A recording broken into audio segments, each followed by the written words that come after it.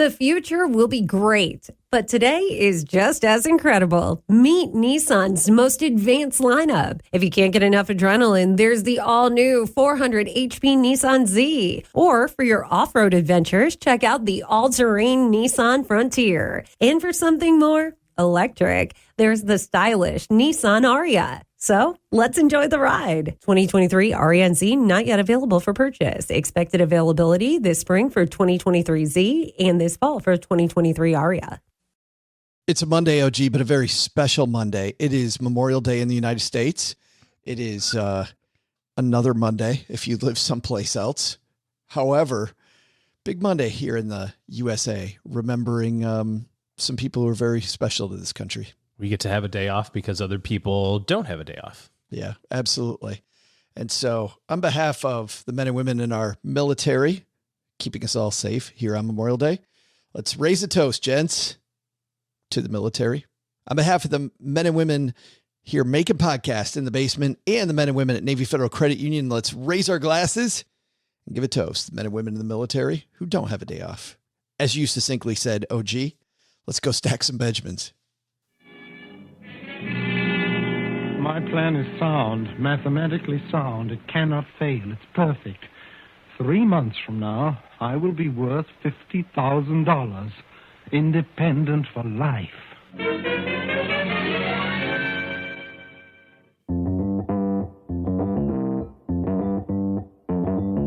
Live from Joe's mom's basement, it's the Stacking Benjamin Show.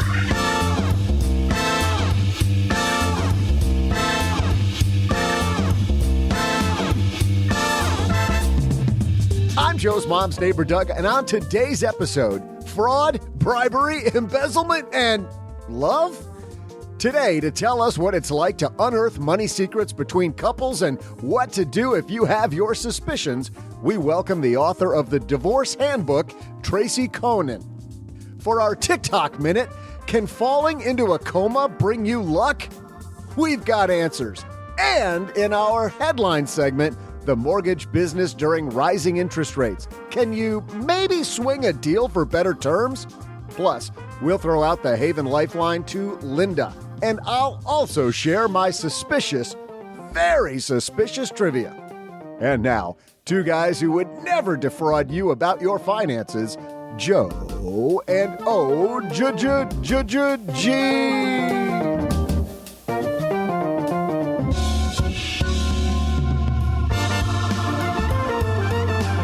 It's a holiday weekend here in the United States, but guess what? We are working for you. Happy Monday, everybody, on a special Memorial Day weekend. I'm Joe Saul-Sehy, Average Joe Money on Twitter, and a gentleman who also showed up because there's overtime pay, at least as far as he thinks. Mr. OG is here. I have the checkbook, so it's always overtime. It's always time and a half for OG, miraculously. You know what day it is? It's Wednesday, and that means overtime pay. It's Wednesday at 10 a.m. I can't be working who knows how many Wednesdays. Yes, it's a happy day for us all because we're going to help you find the money today. We had this woman on before. She is a forensic spy, meaning she can help you figure out where the money's at, OG, when you decide that, when Mrs. OG decides that she's sick of you, she should probably have Tracy's number. I know where it's all going. AvFuel. a little bit. What's AvFuel? It's the airplane gas. Aviation. Oh. It's how everybody pronounces it. Aviation fuel. Yeah, scintillating radio, guys. Today we're talking about... Today we're actually talking about maybe making your life better because if things are not going very well in your relationship, you want to make sure you take care of yourself. Tracy Conan is here. And man, when she was here last time, forensic spy. First, we got a great headline. We got our TikTok minute. We are loaded for a holiday Monday. But first... Hey, Stackers, it's OG. I know that you're always looking at ways to increase the top line. We talk about this all the time on the show, that you can only cut your expenses so much, but you can increase your income forever. I want to talk about a show that I really like called My First Million.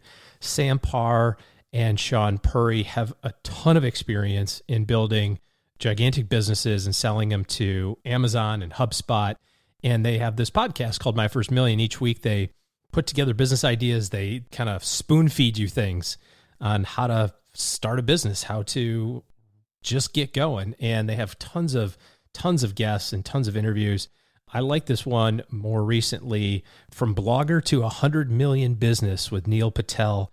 It's kind of a recent podcast here over the last month or so. Talks about his business history, talks about how he gives money away. Just a super awesome episode. If you're looking for something a little bit different on the YouTube front, Mr. Beast. My kids are in love with Mr. Beast. How he got 100 million views in less than 4 days, which is another episode that they have. Sean and Sam put together this show all the time, and I think you're going to really like it. Search for My First Million on Apple Podcasts, Spotify, or wherever you listen to podcasts. It's called My First Million. I think you're going to like it. With prices soaring at the pump, Discover has your back with cash back. Use Discover to earn 5% cash back at gas stations and Target now through June on up to $1,500 in purchases when you activate. We know that every dollar matters right now, but you can count on us. Get up to $75 cash back this quarter with Discover It card. Limitations apply. Learn more at discover.com/rewards. All right, now we can get this party started. Hello, darlings. And now it's time for your favorite part of the show, our Stacking Benjamin's headlines. Today's headline comes to us from the Wall Street Journal.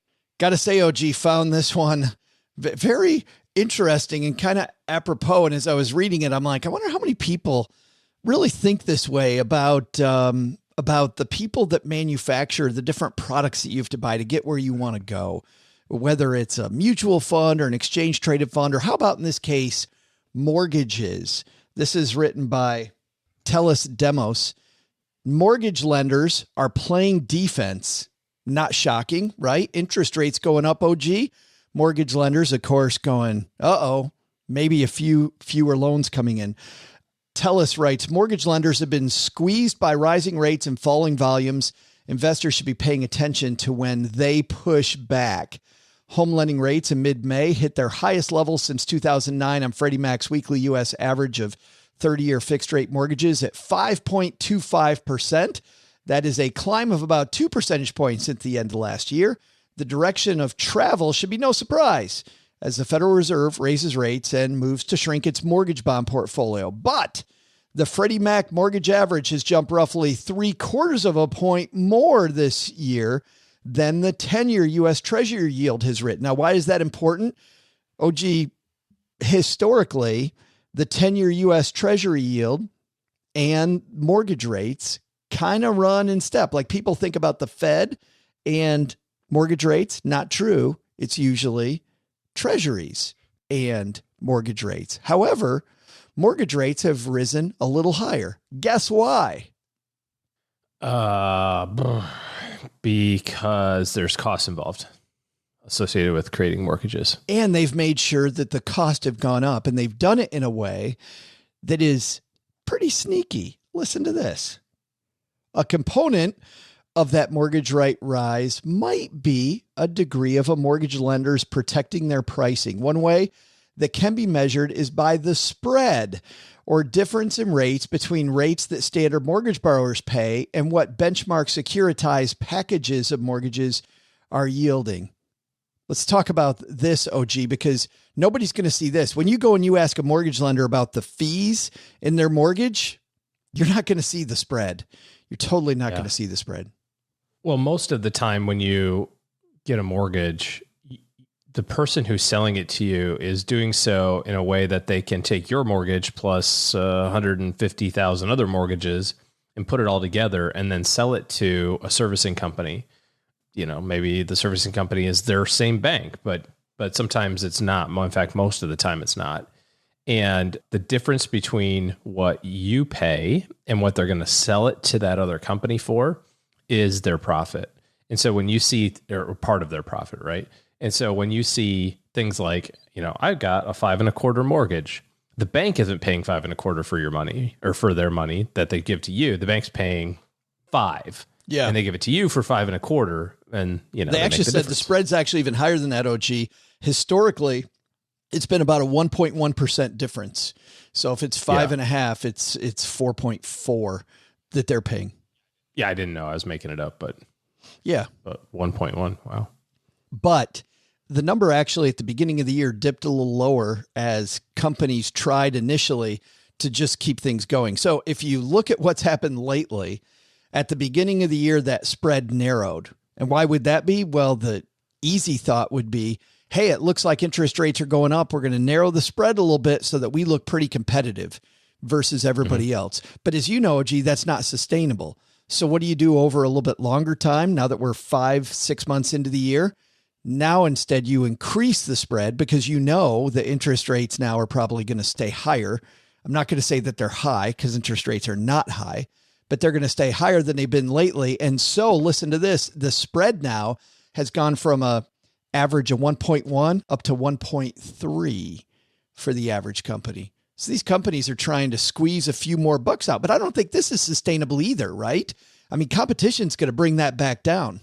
Well, and you think about like the volume, right? I mean, when you have a lot of volume, when you're refinancing houses or there's a lot of purchasing going on, maybe you can get away with 1 or 0.9%, but now there's not as much volume because interest rates have gone up. So now they've raised their cost to kind of keep their margins intact in terms of real dollars, because it still costs money to, keep the lights on and pay the mortgage bill at their own building. So that maybe that has something to do with it too. Basically a double whammy for trying to get a house right now. In first quarter results, the median gain on sale margin among banks and originators tracked by analysts at Piper Sandler continued its decline from the 2020 peak when it was over 3% at that time.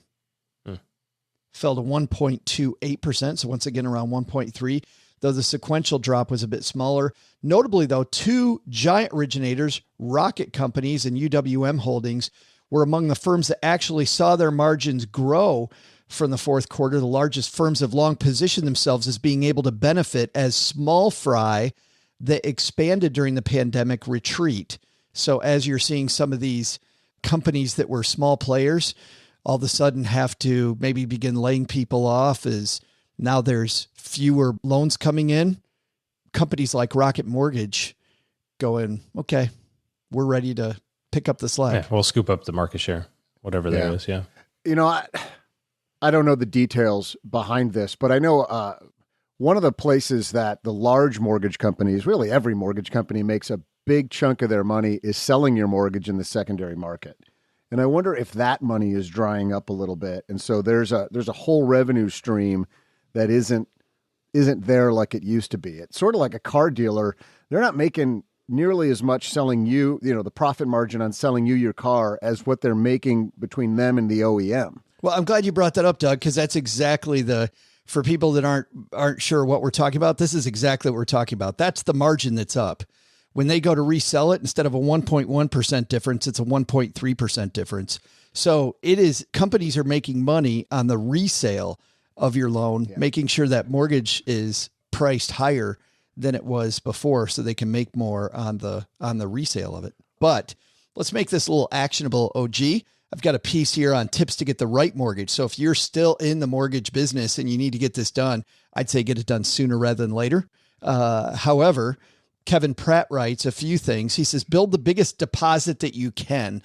Put the most money down, OG, Kevin says, so that you can get a smaller mortgage. I think this becomes more important as interest rates get higher because your chance of being able to beat the rate with outside investments becomes less and less. Yeah. And, there are some different thresholds between different levels of mortgages, the regular mortgage, conventional, jumbo mortgages, whatever, which could also have an impact on the rate as well. So if you can get it under one of those hurdles, that will help kind of make it an easier process and kind of a traditional mortgage as opposed to something, a little bit off the wall. Second, and this is a surprise to first-time homeowners, budget for additional costs. There's not just going to be the mortgage costs. There may be surveyor fees, conveyance fees, and also, of course, you're going to have moving costs associated with home buying. And I find, man, those first 2 weeks, I'm on a first name basis with the people at Home Depot. Yeah. Yeah, I mean, it's not only the cost associated with the mortgage acquisition, which generally speaking gets rolled into your mortgage, but kind of on point one, where you said it affects your down payment. You know, if you've got $5,000 of costs and you had thought, well, I'm going to put $15,000 down on this house, you end up putting 10 down instead, you know, that's going to have kind of those extra effects.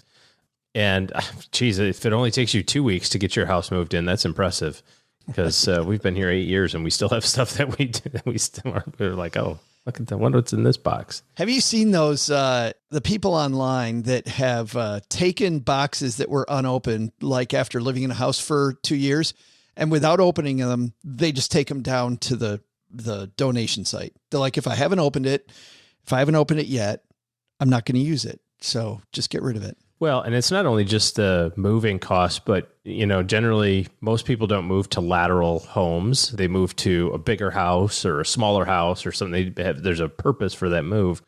And if you're moving to a bigger space, you've got more area to heat and cool. You've got more bathrooms that use water. You've got, you know, like all of that stuff is going to have a compounding effect for sure. That's why I like on number 3 here, step 3, what can you afford? Something I used to do with clients when I was a planner was we calculate the cost of the mortgage, including the escrow costs, and look at the difference between what they're paying now and what they're going to be paying OG. And we would have that go into a savings account for a few months. We'd automate it. So we pretend they have a bigger mortgage to make sure they can afford it, because saying you can afford an extra $500 a month and actually affording an extra $500 a month are two different things. And what was neat was 2 different things. Yeah. When they could afford it, if we did it for 4 months, we now have $2,000 sitting there that we know we're going to need for some changes to the house when you first move in, right? Because there's all those costs we're talking about. Sometimes I wonder how many people are finding that they're, because rents are going up quite a bit across the country. I wonder how many people are finding that actually it's the same maybe to buy a house versus rent, or I hesitate to save money because I think people think that they're going to save money and then you really don't. Somebody on Instagram was posting home rental prices in Southern California and just how crazy they are. $14,000 a month, $15,000 a month. Could you imagine renting a house for $15,000 a month? No. They had some houses in Beverly Hills that they were showing off that were, don't get me wrong, these were great places, but $60,000 a month. Like, who rents a house for $60,000 a month? People like you, apparently. Of course. Step 4, check your credit report. Of course, you want to do that a couple months ahead of time. Make sure that your credit report's clean. There was a piece by ABC News a few years ago that said that 80% of credit reports have mistakes, 80%. So dive in, get that cleaned up. They're not the good kind. That's right. They're never in your favor. Isn't that true? Yeah. Step 5, cut down on spending. 6, get your documentation ready. This is the one that always drives me crazy.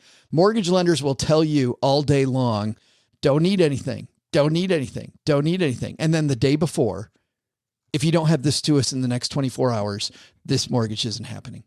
You're like, where were you the last 2 months?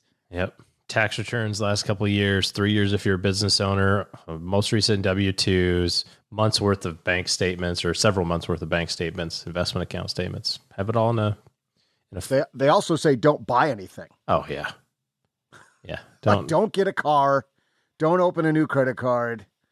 That'll start your process over again, practically. Mm-hmm. They throw a complete hissy if you do that. Yep. While you're right in the middle of your mortgage. Well, it makes sense, though. You're right in the middle of a mortgage process, and then you go and you buy something else on payments. Right.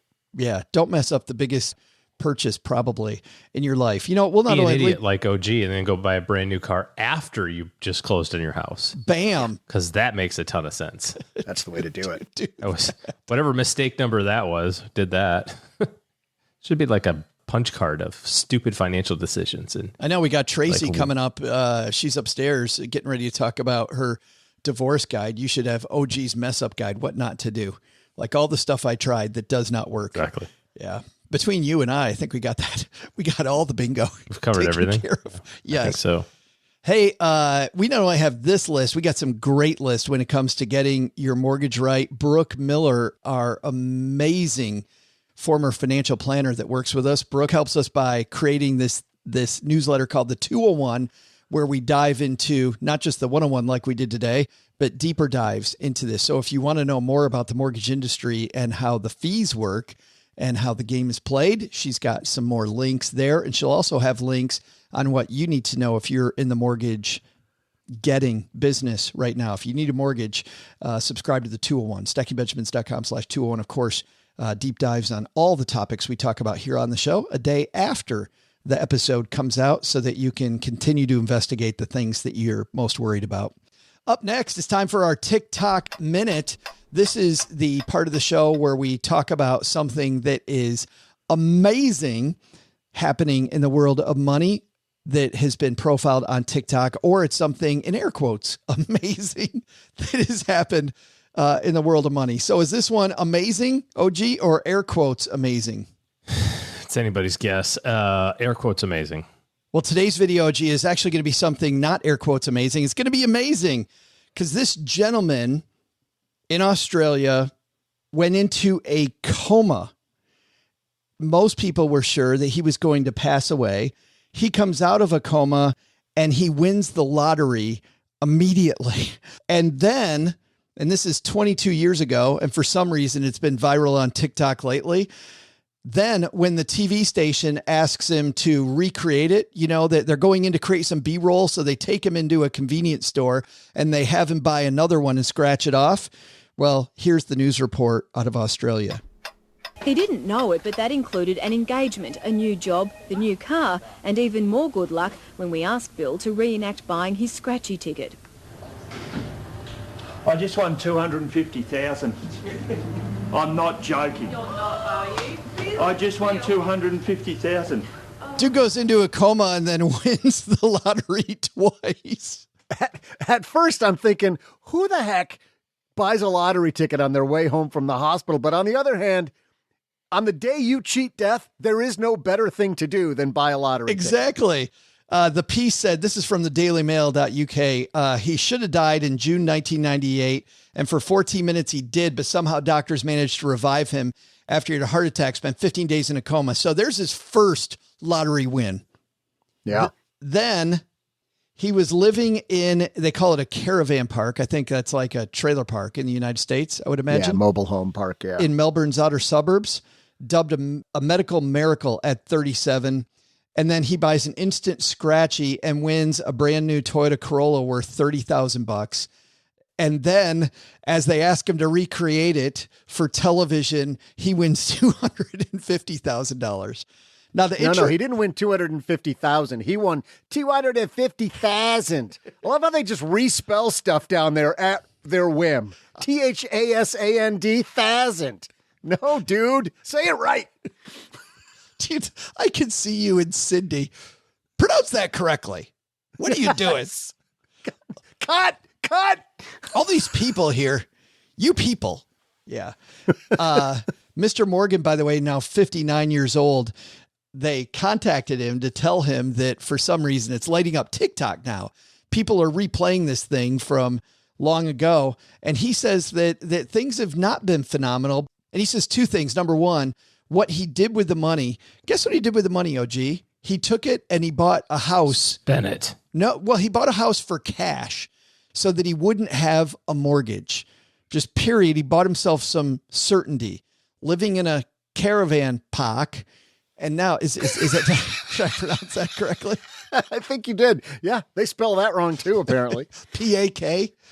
He buys a house outright to make sure that he does something actually good with it, a good investment. By the way, he took the other 50,000, he invested it. So he does something a lot of lottery winners don't do. But he said something that's also true, OG, that his health, while he's so happy he's been able to have another 22 years with his spouse, and he has made the best of those years, his health hasn't been great. His family has had some issues, which makes him say that he's very glad that he did the right thing when he got a windfall, which is amazing because most of us, we get this found money. We get this found money like we get an income tax refund, right? We consider that found money, even though it's not. It was our money. Hey, I got an extra $2,000 now. I'm going to do something crazy with it. Or I win the lottery, whatever it is. This dude actually did something great. Okay, good job. Nice job. If you got a TikTok minute video you'd like us to dive into, send those to me, joe@stackingbenjamins.com. And what a feel-good story. Dude wins the lottery 3 times All right, coming up next, Tracy Conan. Man, I think of Tracy as a accountant spy. That sounds terrifying. Little CSI going on. Yes, she's somebody that knows when she looks into the numbers, where are you hiding money? And if you don't trust your spouse, or even if you do trust your spouse, how do you make sure that you know where everything is? And if you're going through this horrible process, which is a divorce, how do you make sure that you take care of yourself? Tracy's going to help you there. And I'm sure like when she was here last time, she's got some doozy stories, OG, of some people that maybe wanted to hide the money a little more, or probably not play that game at all. She's coming up in just a moment. But by way of that, I think, Doug, you might have some divorce-related trivia for us. Thought you'd never ask, Joe. Hey there, Stackers. I'm Joe's mom's neighbor, Doug. We seem to have divorced ourselves from the idea that marriage lasts forever. Sure, it seems like forever when you drag all your loved ones into a VFW hall, involve gold in the world's hardest rock, and swear in front of everyone after spending a year's salary on decorations that this is totally for reals. But those irreconcilable differences sneak up on you, don't they? Maury Povich based a whole career on this topic. Dad says I'm his son. Mom knows otherwise. They should call it 23 and flee. We're not alone, though. The divorce economy is huge. So my question is, how much is the U.S. market size of family and divorce lawyers? Is it 110 million, 1.1 billion, or 11 billion? Oh, I see what we did there. We just moved the decimal point. Anyway, I'll be right back with the answer after I tell Mom that Dad says he wants his bowling bag back.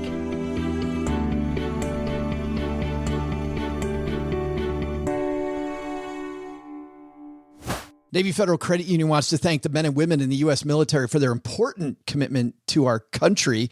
For more than 85 years, Navy Federal Credit Union's made it their mission to help people in the military community. Navy Federal Credit Union's open to all branches in the military, veterans and their families. Navy Federal's employees are veterans and military spouses, so they're part of the community they serve, and they understand their members better than anyone. Members can enjoy an average earning and saving of $352 per year, a savings rate 3 times the national average, an average credit card APR 5% lower than the industry average, award-winning 24/7 stateside member service, over 350 branches worldwide. Show your own support for our troops when you're on social media with the same hashtag they're using, hashtag Mission Military Thanks. It's hashtag Mission Military Thanks. Learn more about how Navy Federal is celebrating the commitment that connects them to their members at NavyFederal.org/celebrate. Insured by NCUA, dollar value represents the results of the 2020 Navy Federal Member Give Back Study. Value claim based on Navy Federal's 2020 Member Give Back Study. Credit card value claim based on 2020 Navy Federal as low as APR averages compared to advertised industry APR averages as of December 31st, 2020, published on creditcards.com. I'm excited to announce our podcast show is part of this year's Dell Technologies Small Business Virtual Conference that kicked off May 10th. Small businesses are ready to thrive again and looking for resources to rise to the challenge. That's why Dell Technologies has assembled an all-star lineup of podcasters for the 3rd year in a row to create a virtual conference to share advice and inspiration for small businesses. Whether you're still working remotely or back together again, let Dell Technologies help safeguard your business with modern devices and Windows 11 Pro. Search Dell Technologies Small Business Podference on Odyssey.com, Spotify, or Apple Podcasts starting May 10th. And if you missed it, be sure to download our custom episodes that aired May 12th and May 20th.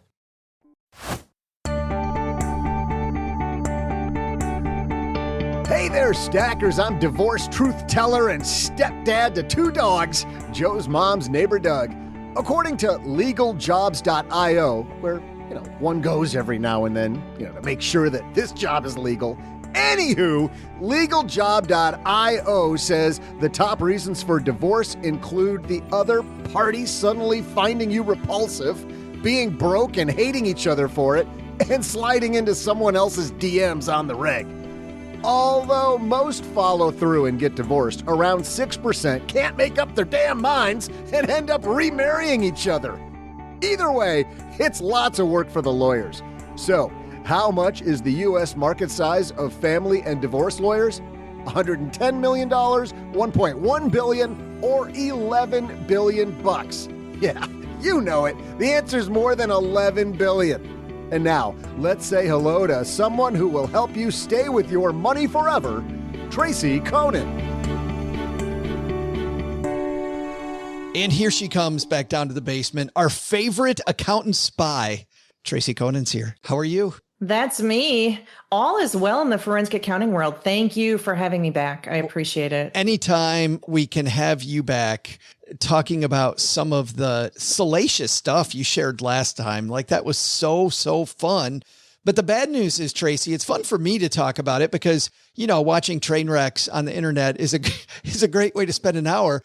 But to be in the process of a divorce, which is what you're tackling now, this is a horrible time in people's lives. You know, it sure is. When I started my forensic accounting practice 22 years ago, I intentionally did not do divorce work because there is such an emotional component to it that for me was difficult. I just wanted to do my numbers and be done with it. And after I'd been in practice for about 5 or 6 years, I got asked to do a pretty big divorce case, and I really couldn't say no to it. I said, sure. And so I started doing divorce work and found that I just found techniques for compartmentalizing for myself and for taking that emotional component of it and working with the clients with it, right? So validating that this is a really difficult time for them, but then redirecting them and saying, you know, the important part for me is to be able to get through these numbers. And so if I can focus on these numbers, you know, that's going to be a really good thing for you in your divorce. You know, a divorce attorney told me one time, and you probably feel the same, you're dealing with really nice people at the worst time in their life, right? I mean, this is the worst time by far in their life. It's true. And they say nobody wins in divorce, and it really is true. Everyone is coming out of it feeling cheated, feeling hurt, and it is probably one of the most terrible times of their lives. And so, you know, I came to a point in my practice where the idea of being able to help them get some clarity, get some positive resolution, and feel better about the financial part was actually really fulfilling to me. I know it sounds silly, like who says, oh, I'm so fulfilled with the numbers. But I found a way to really connect with my clients and feel like I was making a difference for them. And before we get to some of the actual steps, I want to focus on just a couple of the steps in particular. But before we get to those, when you have this feeling that maybe your spouse isn't being on the up and up, you've been in forensic accounting for a long time. What are some of the easy places to check that you might get those red flags that the suspicion you have might be true? Well, I always say, think about your spouse's behavior and has it changed in an unusual way? You know, are they being more secretive than they used to? Did you find a second phone? Did you find a second SIM card? I mean, there are people whose spouses like literally have a second SIM card and they swap SIM cards all day while they're texting, you know, the person they're having an affair with. Did you have access to the bank account online before and now you don't? You know, did you used to see a credit card statement coming to the house in the mail every month and all of a sudden it didn't come? Or here's a great one. You look at your bank statement every month and you see that Citibank was paid, right? No big deal. Yeah, we've got a Citibank credit card. That's where we put all the stuff. What happens one month when you see 2 payments to Citibank? What does that tell you? Tells you it tells somebody you that you're might have something else that they're trying to cover up.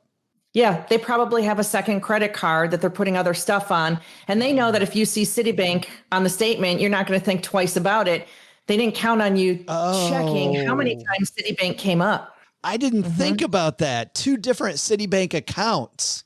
Right. Oh, that's nefarious. So simple now that I've told you, right? Now that I've told you, it's like, oh, duh. Yeah, I just don't think like that. Maybe that's a good thing that I don't think my brain doesn't think that way. But yeah. I'm required to think that way. Well, sure. You find that happens a fair amount, like a good amount when you're digging in? I mean, I've seen it often enough to put it on the list. Yeah, good point. Good point. Now, when you start things off with your checklist of things that people should do, right from step number 1, the very first thing that you point to is to get a new email address.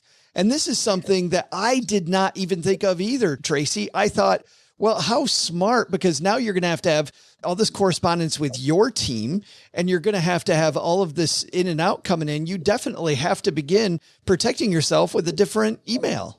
Right. It's, again, another one of those things that's not super mind blowing once you know about it, but you hadn't thought about it. So you had an email address that your wife knew about, maybe even at one time had your password to. Or what if you have an old computer that is logged into that email address or has it, saved in the browser, something like that?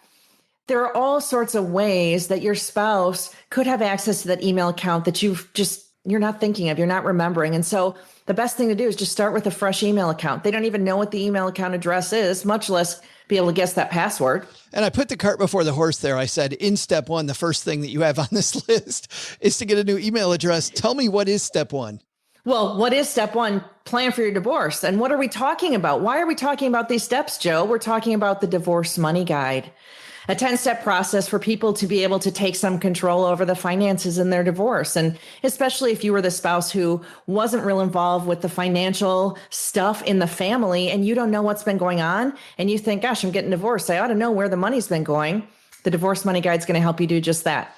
Yeah. And you have to do, in a lot of cases, especially if you're not the person that historically has known where the money's going, you have to do some forensic accounting, because there's a good chance that you don't know where all the accounts are. And what I've seen from clients of mine back when I was a financial planner, all of a sudden your spouse, man, once divorce is on the table, all of a sudden they start shutting down all the accounts so that you don't have access to this stuff anymore anyway.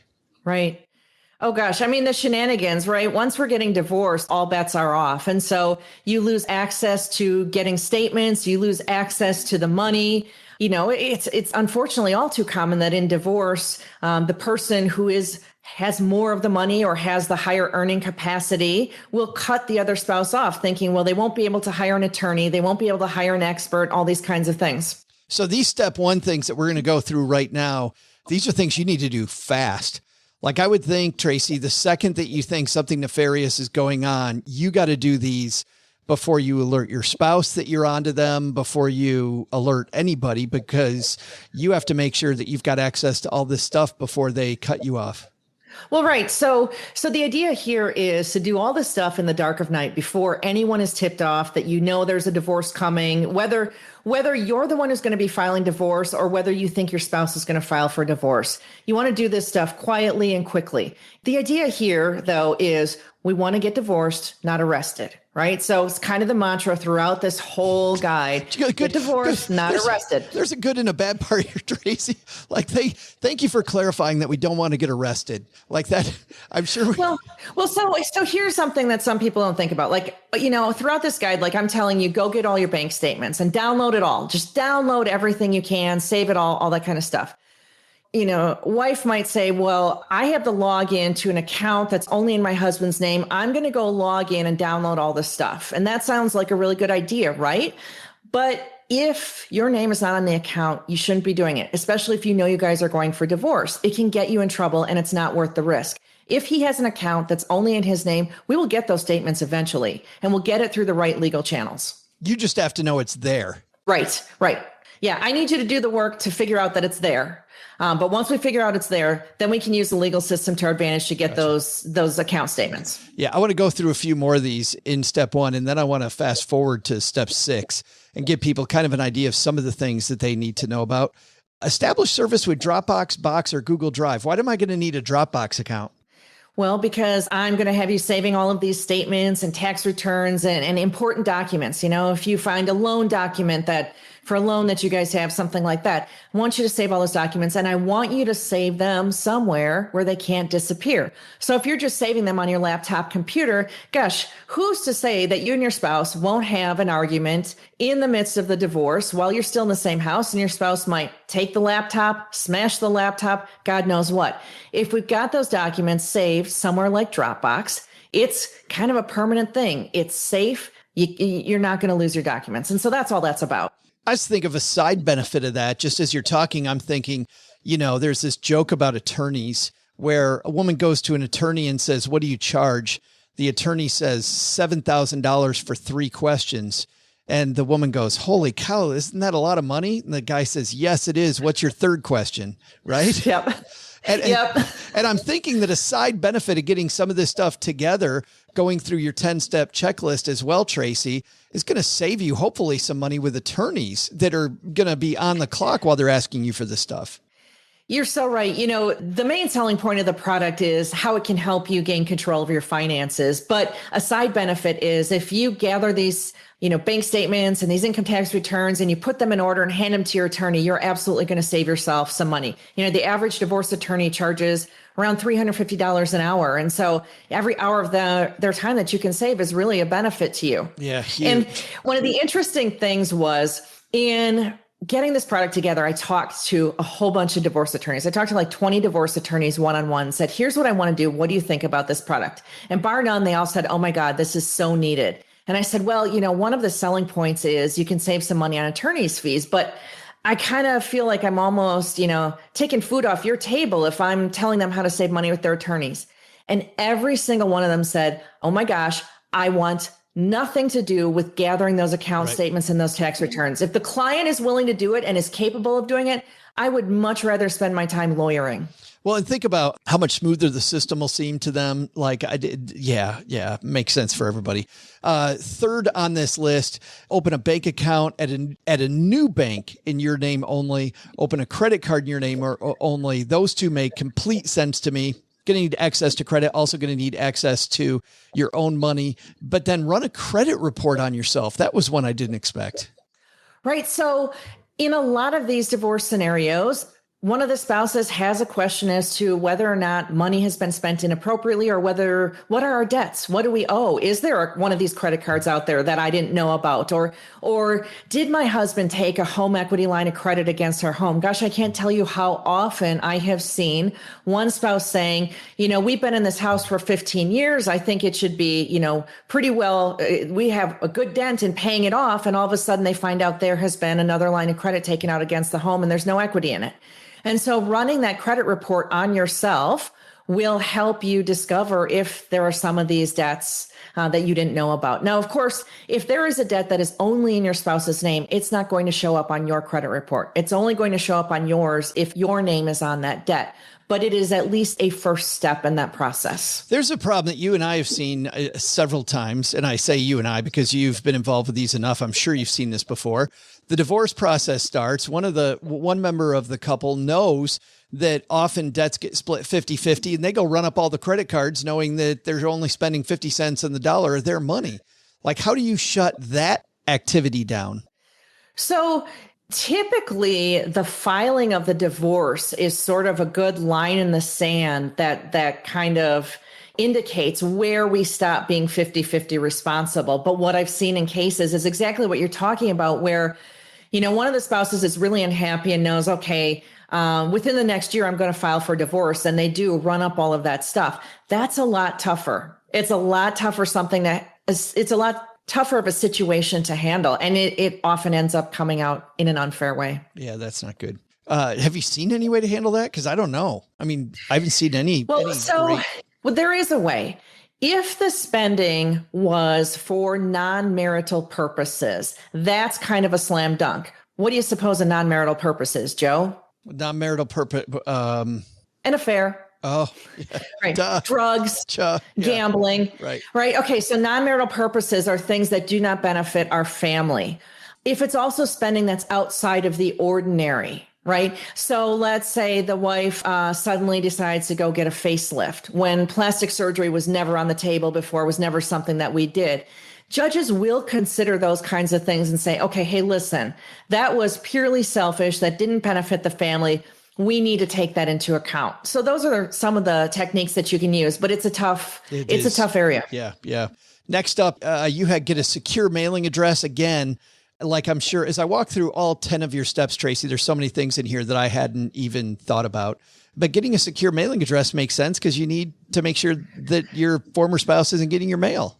Right. And so I struggled a little bit because I don't want to scare people, right? I don't want to scare them unnecessarily. But at the same time, These are some things that I've seen go sideways in divorces. And so if you're going to get that new credit card that I suggested you get, then have that bill go somewhere other than your home so that your spouse can't intercept it, wouldn't have a chance for any shenanigans related to it. It's just safer.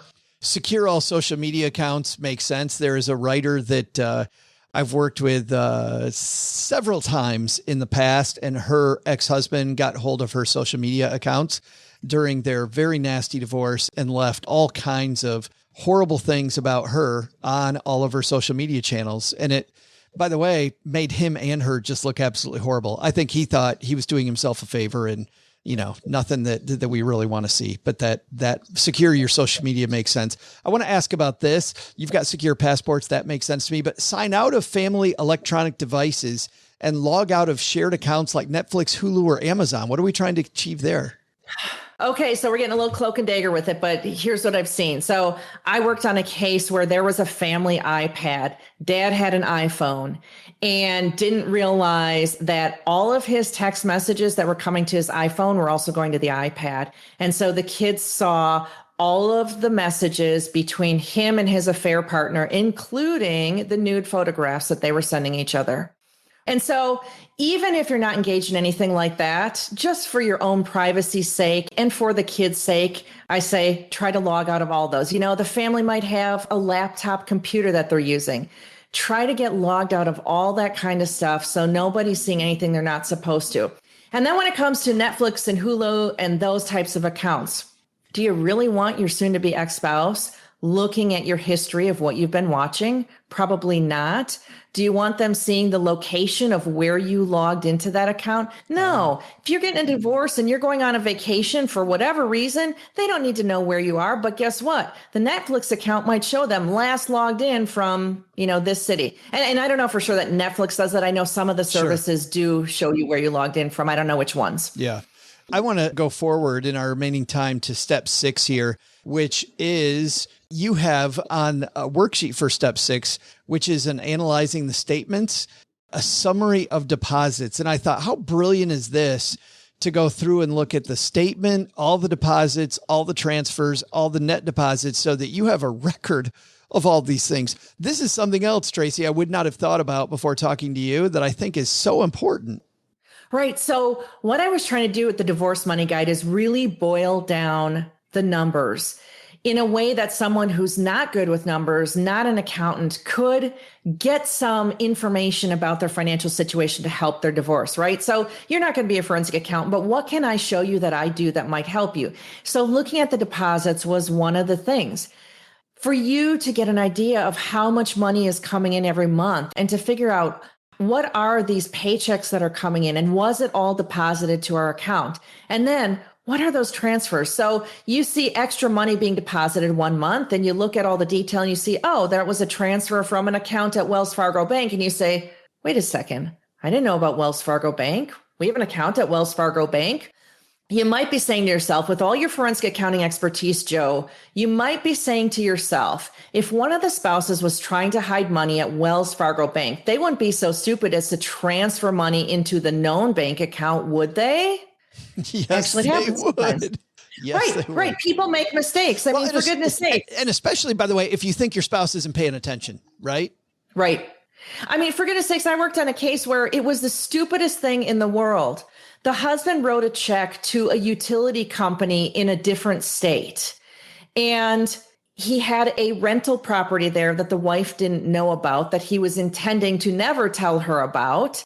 And he accidentally wrote the check for the utilities out of the wrong bank account. And that's how we discovered that this property existed. And then it was brought into the divorce. And so these mistakes are made all the time, especially if the spouse has been trying to hide money and it's been ongoing for a long time. What I find is they get comfortable. They realize other spouse isn't looking, nobody's paying attention, and they get sloppy. There are 10 steps here. You go through all of these with videos, with the worksheet that we've been working through some of this, with written materials. What is the biggest aha? I went through a few ahas, I think, but what's the biggest aha you found that people using this have gotten from the 10 steps?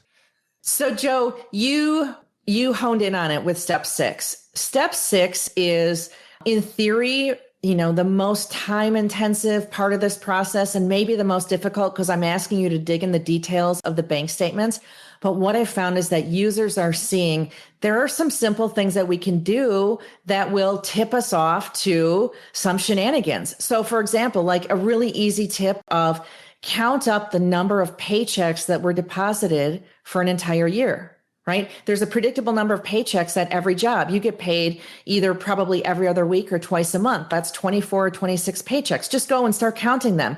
Oopsie, one missing paycheck. Simple way to find some shenanigans. Wow. So much stuff in here. I'm sad that that's all we have time to go through. By the way, I had another aha, which was, I can't believe, Tracy, that when you started creating this for people, that this URL was even still out there. Because I feel like these people hone in on all these URLs, but people can find this at divorcemoneyguide.com. Like, how the hell was divorcemoneyguide.com even available? You must have been surprised.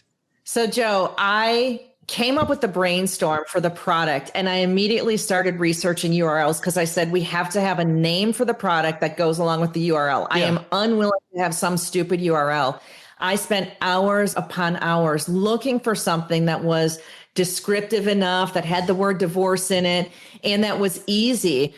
And after many hours, all of a sudden I was like, well, there's divorce and there's money, and it's not a book, but it's a guide, Divorce Money Guide. Sold, in the cart, purchased it.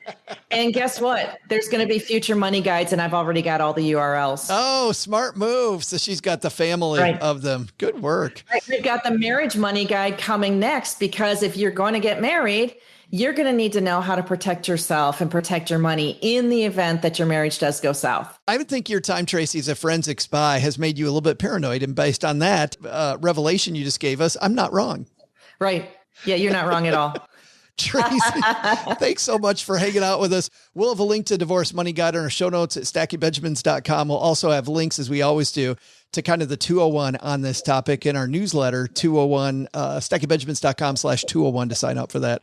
Tracy, thanks for coming back and sadly talking divorce, but I know you just helped a ton of people. I really appreciate it. Hey, thanks for having me.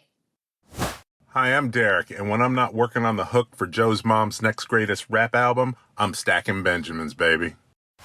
Big thanks to Tracy for helping, I know, a lot of people in a difficult time. OG. That was always one of the worst calls to get when I was a financial planner. I mean, obviously the worst call was so-and-so passed away. Yeah. People that you became friends with over time. It wasn't just financial planner relationship. A lot of these people you became very close with. And when a close friend passes away, obviously it's horrible. But the second worst call was always, we're getting a divorce. Hey, I don't want to go too deep into inside baseball here, but I'm curious, put aside the emotional aspect of getting that call as a financial planner, death or divorce. But which one is, I'll say tactically or logistically the worst call to get? Which one's tougher to start undoing or peeling apart, a marriage or a death? Like all the things you have to do to help with the financial aspects of it. I'm just curious. Well, on my end, thankfully, we haven't had too much of either.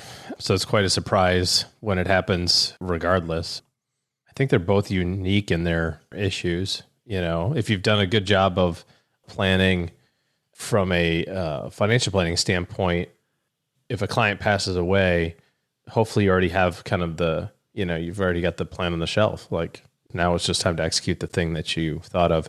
But I don't know that clients will have I don't know that we do a ton of planning on what if we get divorced? Let's plan that out. So that's probably the more catastrophic. I mean, one. like literally just like the paperwork of somebody passes away and is there a ton of paperwork? Oh, from a paperwork standpoint, I don't know. I think they're both equally messy. I would, if I had to pick one though, OG, I think I would go either for a married couple, the second death where it's somebody outside of the marriage, or if somebody's single and it's moving to somebody else. I find that if it was a joint account or most of the accounts were together and everybody knows where things are, that's fine.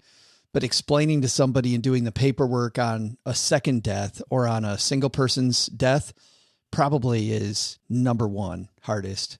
And then I'd put divorce in the middle, and then first death of a married couple would probably be third of the three of those. But you know what is interesting? Oh, gee, when you say that you haven't seen that much divorce, I didn't either during my career. And you know, you look at these statistics about the huge numbers of people who get divorced. There's got to be some stat out there. If only we had some machine that could help us find this number about the number of people that don't get divorced because they plan. I think that there's got to be an interesting correlation there that you haven't seen it. I didn't see it a ton, not many people going through divorces. And yet you look at the divorce rate in the country is fairly high. I mean, isn't the number one issue money generally? So if you solve for that by having good financial discipline and everybody's moving in the same direction toward financial goals.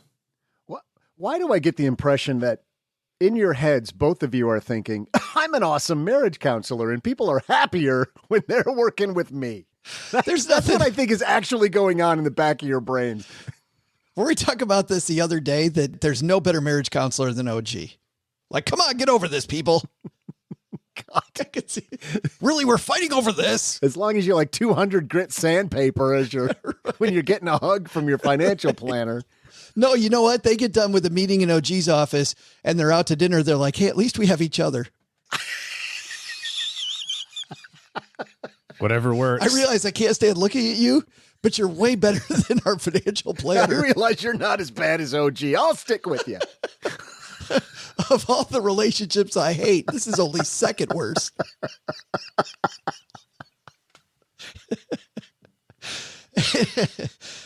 Hey, you guys are not invited to the barbecue this afternoon. Well, why don't we move on and magnify somebody's money? Today's listener question comes to us courtesy of magnifymoney.com. When you go to stackingbenjamins.com/magnifymoney, Doug, you know what you find? Hemorrhoid cream that actually works? Well, unfortunately, no, but wouldn't that be a great side hustle for Magnify Money? Magnify Money, if Brian and company, if you guys really want to spark up that site, you can not only show people that their financial products they're using at brick and mortar banks every day, nowhere near best in class, and that over 92% of the products available online, all ranked at magnifymoney.com, you can also help people solve their hemorrhoid problem while they're there. It's like a twofer, you know, little add-on. Like you find your best CD rate, and then, you know, you go to buy it. And then there's that second thing saying, hey, before you buy this, would you like to throw some hemorrhoid cream in the cart? The big wigs at Magnify Money are sitting in the giant oak paneled conference room. We need another revenue stream. What are we going to do? How do we get this done? People's butts itch.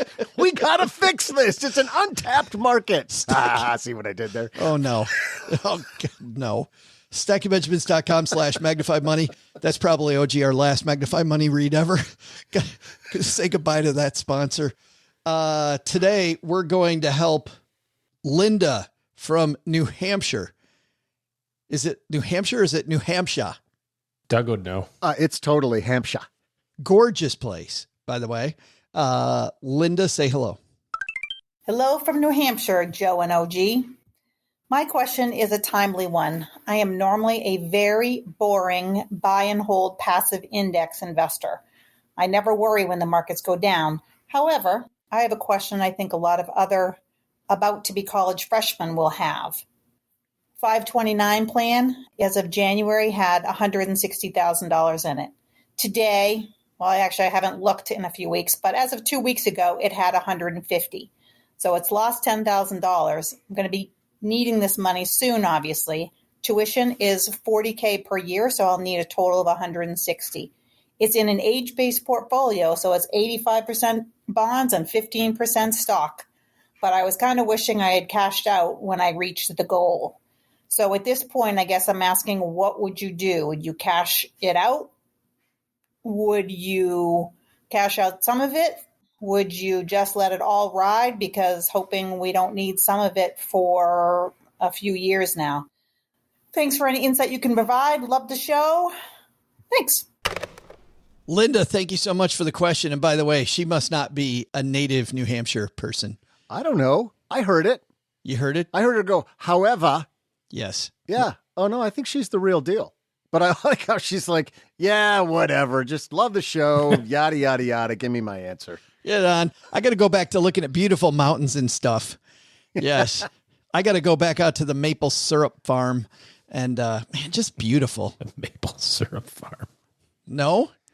I don't know. It's just yummy. It's just beautiful It place. is an amazing place. As long as you want to go north and south, you can get anywhere in New Hampshire. But if you want to go east and west, you got to go like 70 miles north, take a right. Can't get there from there.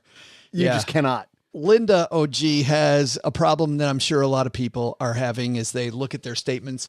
I was just in Little Rock, and a friend of the show, Amy, was there and said she was listening to our 5 things to do in a down market and said, how down is it? She goes, and I made the mistake of opening my 401k statement and went, whoa, hey, being down 10 grand. Yeah. It's not nothing. But No. so the right answer was, yeah, you should have dealt with this a long time ago. That was the right answer, but you didn't. So here you are today. So well, let's talk about then people that aren't in that situation, Right. where they need the money right now. Let's say they have young kids. If Linda could have backed up the truck and done this differently, what should she have done differently? what we recommend is for 529 plans for you to take the money that you're going to use the freshman year of college out the freshman year of high school. It's just a good symmetry. It's just easy to remember that way. Nice. And put it in cash or fixed income or something really, really, really conservative, because you don't want this to happen. The problem is that 4 years ago, the market was going great. And so you go, wow, just another year. Just another year. It's easy to look back today and say, I should have, but it's a lot more difficult when things are going gangbusters. The byproduct of that also is then you actually have to save more money because you have a few less years of compounding, because eventually that money gets to cash 4 years ahead of time. Yeah, if you would have done that this cycle, you would have missed out on some pretty substantially big growth years. But by the same token, you wouldn't be where you are. So you have to kind of put that into consideration. But it sounds like it's already... Because it's not about missing out, OG, as much as it is about having the money where you want it, when you want it. Like, I feel like we get too into the market cycles and not enough into the cycles of when we need the money, which is really the first cycle we should be paying attention to. Yeah, that's especially for college. You pretty much know when your kid's going to be in college. People say, well, I'm going to save for a house or vacation home. You can kind of fudge that number a little bit, right? You can say, well, if the market's down, I'm okay with delaying it another year or whatever, So if you've got a known outcome and a known time frame, then the money has to be in the spot where it's available on that day. And you got to take the volatility out of it. So I don't know why you would do anything other than that. It is just amazing to me that remember some of and by the way, thank you for that question, Linda. But what is amazing to me when I'm looking at people online and listening kind of to these discussions that are happening online, that a year ago, people were worried about investing in the market because it was too high, right? And we have an equal amount of worry today in the market because the market is too low, because it's going down. It's funny. Like when is the right time? If, no, the market's at all time highs. I can't do that. Oh no, the market is horrible now. I can't invest now. Like, I feel like there's always something that we worry about. Well, think of it this way. If on April 1st, April Fool's Day of 2017, I would have said to you, Joe, I guarantee a 70% return in the market between now and May of 2022, you'd have taken that all day long. You'd have done the math on that one. Okay, 18, 19, 20, 21, 25 years, 70%. That's almost 15% a year. I'll take that bet. I'll take that. And last March, when you were up 70% in 4 years instead of 5, you'd have been like, woo, oh my goodness, you did it. It's the same number. Like we talked about a week ago, I think that people miss the opportunity to look backward to see exactly where they were compared to where they are today. It's the same number as March of 2021. Like, who cares? It's like literally a year difference. That's fine. Well, and that actually might be good news for Linda. I know I already said thank you to Linda for... we didn't answer her question yet. I was getting there. But some of this might just be give back, give back the gains that she had the year before. So... Well, and for her, she said it's already in an age-based portfolio. So back to Linda's question. So you're an age-based portfolio. You said it's already 85% fixed income. So you have a really small amount of money that's exposed to the equity markets anyway. And the downside is that this time, both fixed income and stocks have gone down. That's not generally how it works, but it happened to be this time. Because of the outcome, I would leave the 4th year of tuition invested, and the rest of the money would be safe and secure. To give the opportunity for that 40, that year's 30 to grow back to 40 because we're down 20%. Does that make sense? Like, you're not going to get it all back because you don't have enough. Well, I mean, you might, but there's some chance that your 4th year money goes down from, let's call it 30 down to 20. I mean, that could happen too. So you got to kind of weigh that. But I think if you've got 4 years, we're not at the beginning of it. We're somewhere in the middle, whether we're close to the end or where we are in that roller coaster ride. I don't think anybody has any idea. I certainly don't, but we're closer to the end of it than we are at the beginning. So maybe you feel like gambling and saying like, well, I'm down 20, like it could go down another 10, but probably over the next 4 years, it'll be positive statistically. So is that a gamble you want to take? You could, or you could just say, well, I've got 4 years to save another $10,000, put it all in cash. And then you just got to save $200 a month for the next 4 years. And then you've covered it all. So 2 different outcomes there: conservative or swing for the fences, hit the fat pitch over the wall. I don't know. Nice. Hit the dinger. Way to really put a period on that.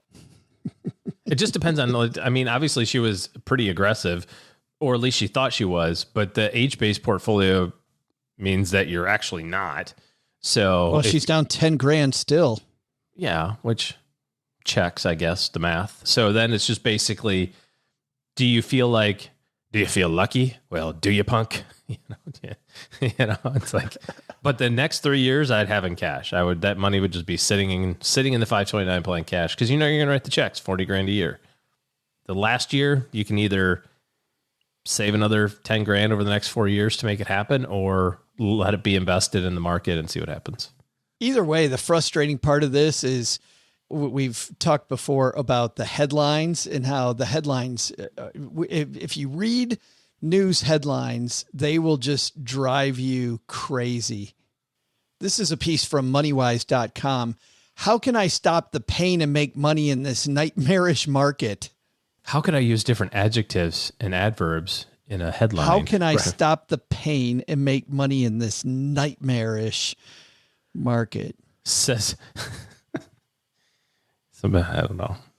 I mean, having gone through 2 of these in the last 20 years that are, 3 actually, that were all 1,000 times worse than this. Painful. It's like, give me a break. I just, it's hard for me to not get frustrated when you have to love the change, right? You don't get the up without the down. We say it like every 4th episode.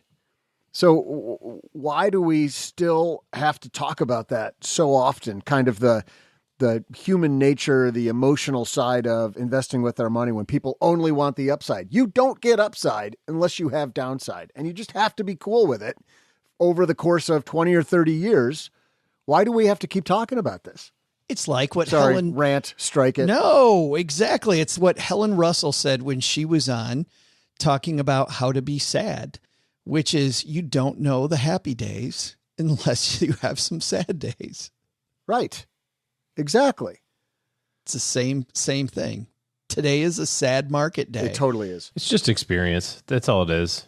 It's experience, and the people who get this experience correct will benefit in future market declines in their lifetime. The people who get this experience incorrect, who sell or follow some charlatan on Reddit to, whatever, they're going to be in a world of hurt for their entire life. Because every time this happens, every 5 to 7 years, it's going to be the same drama all over again. And I first said that as a joke, but very seriously, OG, I feel like there are people in life that just have to have something to complain about. The same people that were complaining that the market was too high are now the ones that are complaining that it's too low. Yeah. It's almost like that Jerry Seinfeld thing. Like, you're never happy where you are. You're like, oh, I'm at home. I got to get to work. The second you get to work, you're like, I got to go home. I got to get home. And then you're, that's right. or I got to get in my car. Then you get in your car, you're stuck in traffic. You're like, I got to get out of my car. I got to get home. And then you get home, you're like, oh, I got to go to bed early because I got to get up for work tomorrow. It's the same, just we complain about every state that we're in. So Helen Russell was right on when she said how to be sad. You know what her advice was? Lean into it. Lean into it. I love being sad because that means happy's coming. Well, just lean into the down market. What are the blessings here? The good thing is for those goals that aren't college right now, like Linda's has, I can buy more. I can shovel more in. There's a sale at Penny's. Yes. Penny's. I mean, when's the last time you were in a Penny's? I found out they're still in business. You found out. Indeed they are. I just found that out. I was driving That's down like when you play Dead or Alive and someone picks some actor like, I thought that guy died 20 years ago. No, he's still kicking it. That's what my realization was on JCPenney's. When that happens to me and somebody's like, I thought you died 20 years ago, could be like, oh man, no, please no. Imagine being that person. But it's just basically, the answer to that is it's always a low point. Whether the market's down or the market's up, over time, it's always a low point, right? Has history and data shown us that? Whenever you buy, if you wait long enough, you bought it at a lowish point and it's going up. Yeah. Zoom out. Agreed. Right. Zoom out. Thanks for the question, Linda. You got a question for us. Head to stackingbenjamins.com/voicemail, and OG and Doug and I happy to dive in. And next time, Linda, we should just come to New Hampshire and do that, because especially in the fall, we got to plan like a live show, New Hampshire in the fall, just for a great trip to heaven. It would be awesome. Actually, the only time you don't want to go to New Hampshire is probably like March and early April. Oh. But it's amazing any other time, but March and early April, a little bit rough. Oh, yeah, you're right. A little muddy. No, January's fantastic. What am I thinking? Yeah. Beautiful time to be gorgeous. there. All right, that's going to do it for today. Man, we got a lot of people to thank, of course. Big thanks to you for hanging out with us on your holiday. We take that seriously. We got a great week of shows for you, by the way, coming up on Wednesday. Flight attendants did not like the way things were happening in the airline industry several years ago, and they worked to change that. We're going to tell that story about workplace change. Very interesting case study. And if you don't like where you work, you don't like what's going on, maybe there's some lessons there. It's change at 40,000 feet. We're going to talk about on that show. And then on Friday, fantastic roundtable about being okay with making mistakes with your money. Talk about leaning in. How do you lean into those mistakes and become comfortable with the fact that you might not be right all the time? We've got that on tap. But if you're not here for more shows, you're here to make sure that you get your money house in order. OG and his team are taking clients. And head to stackingbenjamins.com/OG for a link to their calendar so you can start thinking bigger about your goals. You know, we're already nearly 6 months, almost halfway done with 2022 already. What have you done? If you need to do more faster, stackingbenjamins.com/OG. All right, that's going to do it for today. Doug, you got it from here, my friend. What should we have learned today? Well, Joe, first, take a hint from Tracy Conan. Having a horrible holiday weekend working on your divorce? Protect yourself with a few simple steps. It may not help make this weekend better, but it can ensure the rest of your life is better protected. Second, just because you're in a coma doesn't mean your life sucks. I don't get to say that too often, do I? It does remind you to take advantage of every day, deploying your money to make the best of today count. But the big lesson? If you really want to make money, become a lawyer and help people dissolve their marriages. I mean, is this not just a fancy undo button? Who among us hasn't looked at our partner eating a bag of Funyuns and started banging on that Control-Z?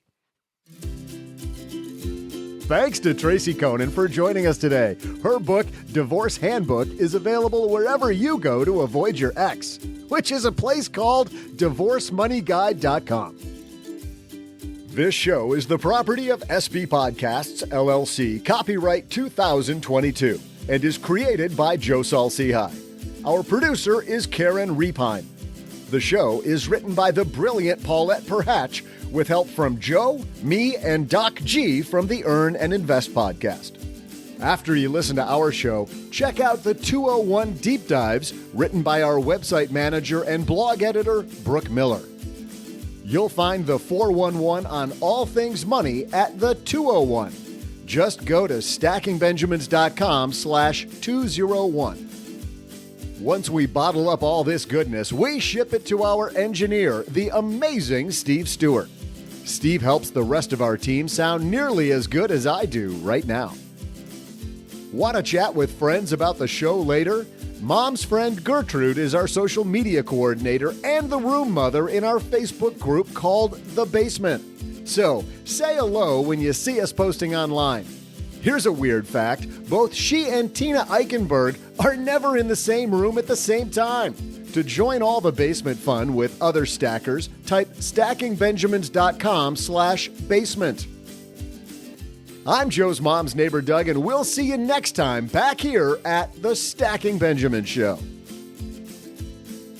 Not only should you not take advice from these dorks, don't take advice from people you don't know. This show is for entertainment purposes only. Before making any financial decisions, speak with a real financial advisor.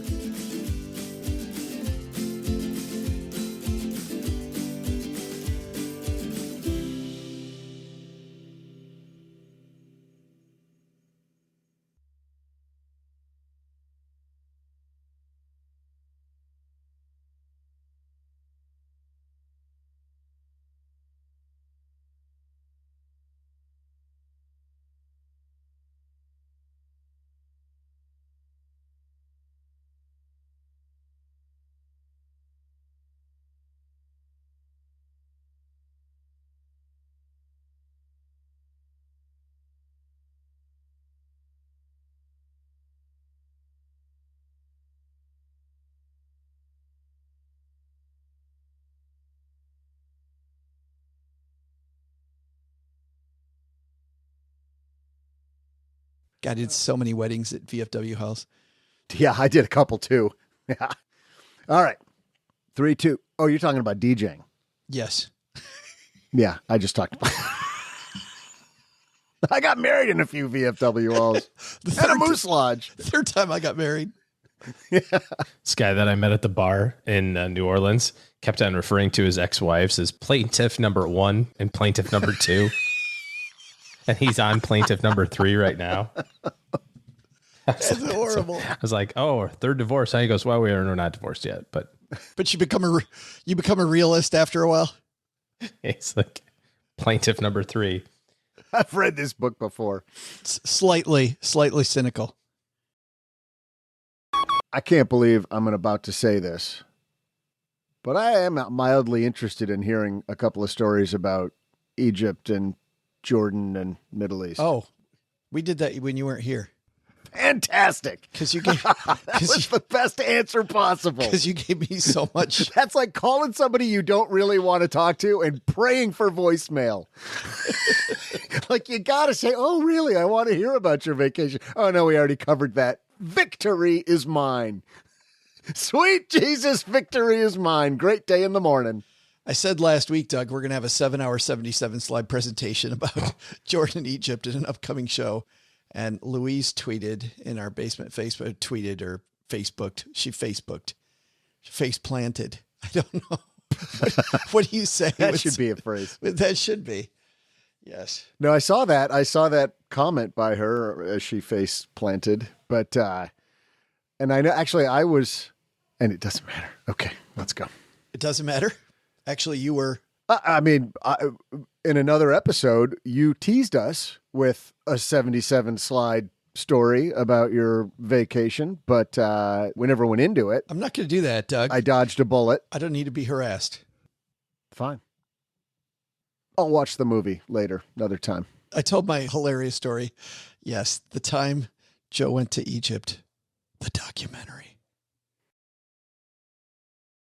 Let Dell Technologies help safeguard your business with modern devices and Windows 11 Pro so you can do more and we can all go forward together.